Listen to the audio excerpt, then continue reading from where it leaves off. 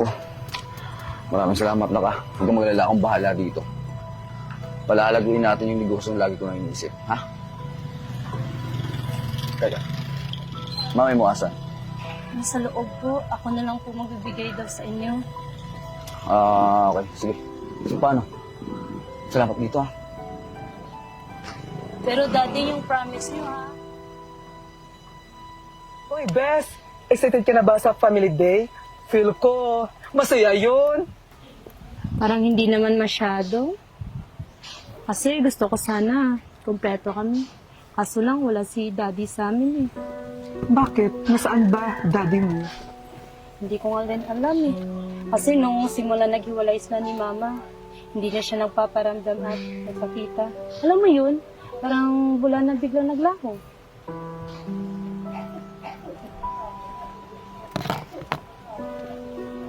Nak, si Daddy to.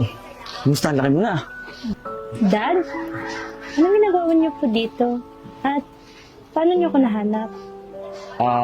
Sundan kasi kita kanina eh. Nakita kitang umalis. Hindi na kita kasi inabutan dun eh. Anak. Pwede ba tayo mag-usap? Pwede naman po. Huwag lang po ngayong araw kasi may gagawin po kami project. Sa susunod na araw na lang po. Ay, hindi po. Okay lang po, Tito. Bukas na lang po namin gawin yung project. Best na mag-usap muna kayo ng daddy mo. Aalis na rin ako. Totoo? Sige, Bes. Ingat ka dyan, ha. Tsaka salamat. Tito, umauna na po ako. Bye-bye. Hindi dyan. Mm-mm. So, paano, anak? Tara. Sige po. Alam ko na, gutom ko na eh. Kain muna tayo. Ice candy. Sige po. Sarap. No? Opo eh. Alam mo na. Gusto ko mag-sorry sa'yo eh. Alam ko kasi nasakta kita nung simula nang umalis ako. Naghiwalay kami ng mama. Okay lang naman yun sa akin, Dad. Pero yung hindi ka nang pakita at hindi ka nang paramdam na wala kang pinakilalakan, yun yung masakit. Diba? Anak, eto na ulit si Daddy oh. Diba naman, bibira. Promise ko sa'yo, babawi ako sa'yo. Hindi ka na ulit iiwan ni Daddy. Okay? Promise mo yan, ha? Promise ko yan.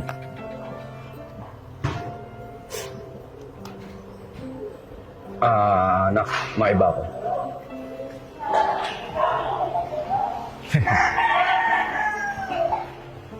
Alam mo kasi, gusto ko sana magtayo ng negosyo. Actually, matagal ko itong pinaplano. Kaya lang, kulang pa pera ni Daddy. Mami mo naman, ayaw kong pahiramin. Kala mo naman, di babalik. Nak, baka pwede mo namang kausapin pa mo about loan. Para naman sa ito. Sige po, Dad. Try ko po i-kausapin si Mami at i-convince. Pero sa isang kondisyon, Dad. Ano? Pupunta po kayo sa family day namin sa school, ha? Yun ba? Wala bang medyo mahirap dyan? Oo naman. Pupunta ako. Promise yan. Promise yan. Pupunta ako. So, tara na. Baka pagalitan ka pa ng mami mo eh. Tunaw na ice candy. Salamat. Atin na kita. Tara.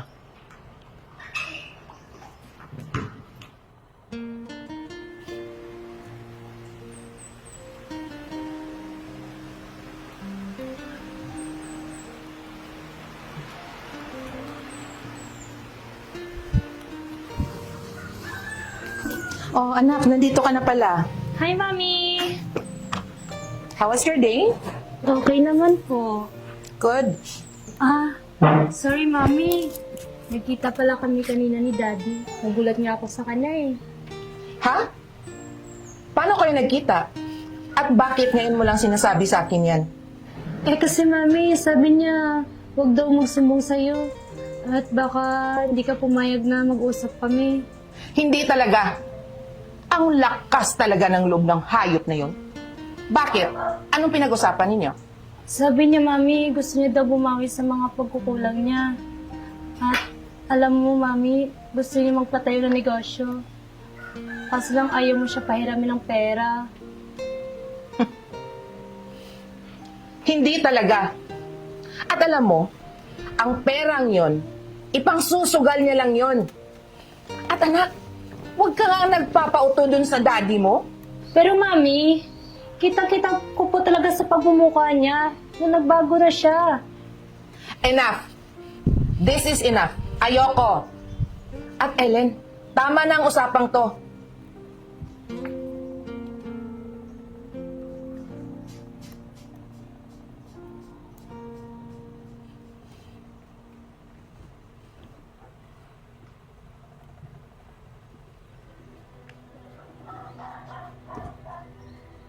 Nako, ninakawan ng ina.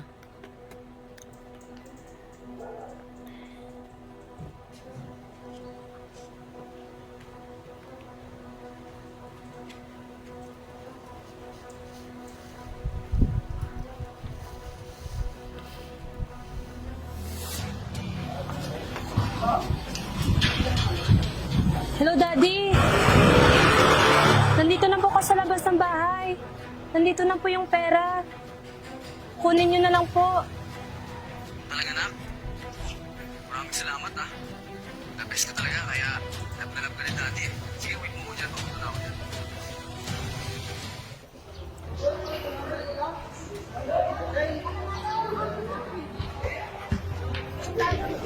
Gusto. Ito po, Daddy. Sana po, sapat na po yan para makatulong po sa inyo. Maraming salamat na ka. Huwag kang magalala, akong bahala dito. Palalaguin natin yung negosyo yung lagi ko nang iniisip. Ha?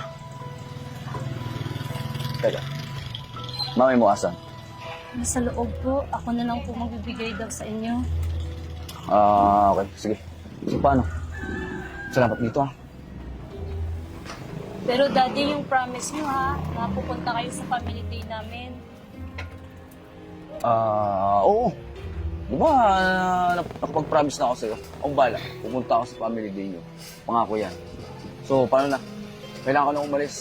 Umpisan ko nang planuhin tong business natin, ha? Na para sa'yo. Okay? Ayos na ako. Ano po kayo?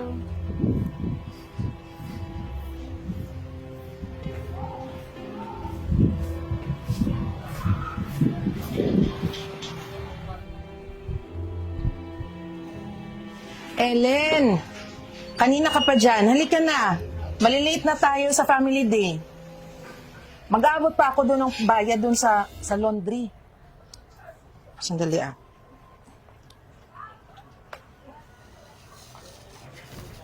Oh, ba't parang kulang ang pera dito? Ellen, kumuha ka ba dito? Po? Hindi po, Mami. Bakit ko naman po yung gagawin?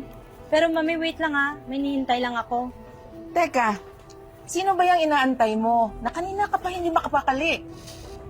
Parang atat na atat ka na makita yung taong yun. Pero saglit lang talaga, Mami.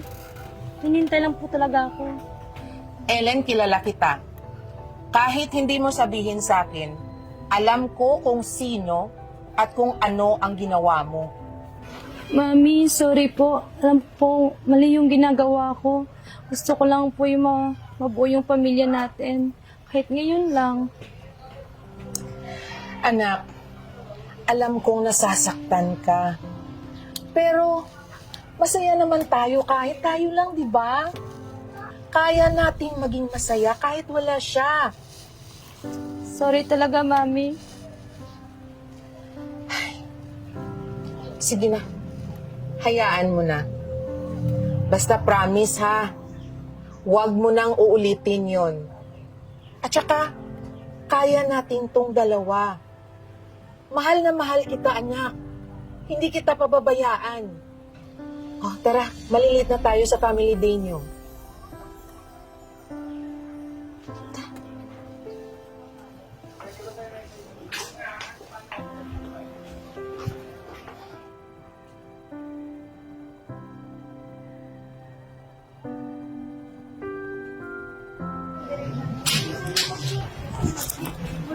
Nak, Ellen, kumusta?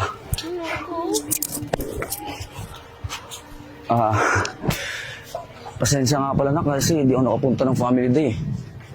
Alam mo kasi medyo busy. May nasikaso kasi ko eh.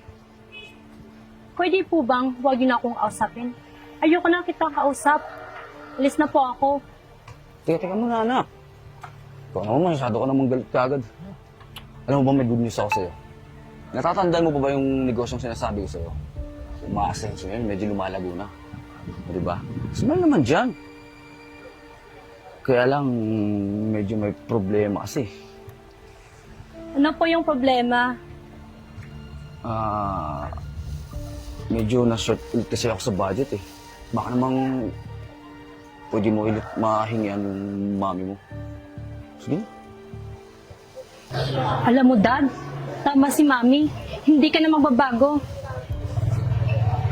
Ayan!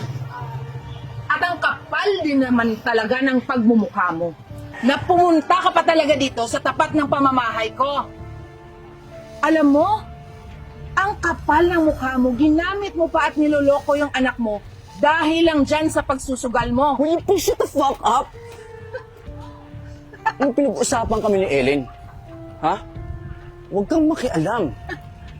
Ellen, anak, huwag kang magpapaniwala dyan sa mami mo. Hindi naman talaga yung intention ko, nak eh. Kaya mo, this time I will make things right. Babawi ako sa'yo. Promise lang.